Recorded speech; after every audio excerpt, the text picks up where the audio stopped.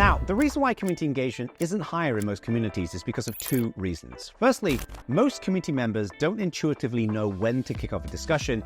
And number two, even when these discussions are started, there's not really a trigger to pull people in to respond and participate. Now, the good news here is that there's a simple fix for this to generate discussions that look like this, that are filled with thriving, engaging conversation. And I'm going to show you how to do it in this video. But before I get to that, if you're new around here, my name is Jono, and I've helped hundreds of companies and thousands of people build engaging online and in-person communities with less hassle and better results. Now, we're going to break this down into 3 steps. Firstly, you're going to need to identify a topic that you think your community members would likely be interested in discussing. So let's say you're the Asana community, which is a platform people use for managing projects. How do we figure out what Asana community members might be interested in beyond all of the obvious smack talk about Monday.com? Oh, brother, this guy stinks!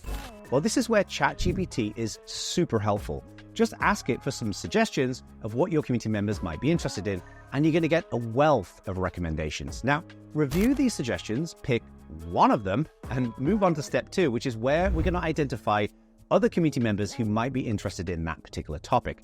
Now, this is going to require you to know a little bit about your community members and what they're interested in.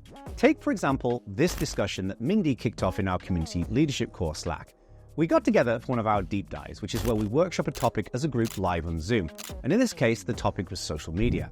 Now, inside of that live session, there were some of our community members who, by the way, are utterly glorious individuals. And they were interested specifically in the topic of how to continue creating social media even when you're getting low engagement. So Mindy noted those people down to include in a follow-up conversation in our Slack community. Now, I want you to do the same thing for the topic you just picked.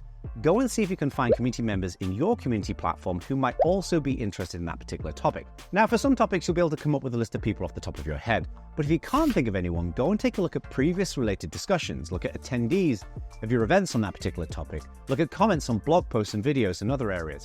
Try to come up with a list of at least 4 or 5 people you're confident will be interested in the topic. But in the worst case scenario, go and pick 4 or 5 people anyway, because the goal here is to be inclusive in bringing them into the topic because you're interested in their insight. Now you can move on to step number 3, which is where you identify a community member to kick off the discussion.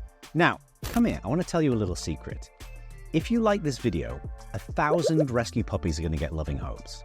Well, not really, but a like would really help out the channel. But here's the actual secret. If you're a good, decent person who works hard to help other people, which you clearly are because you're watching this video, well, when you ask someone to do something specific and simple, 90% of the time, they'll actually do what you want.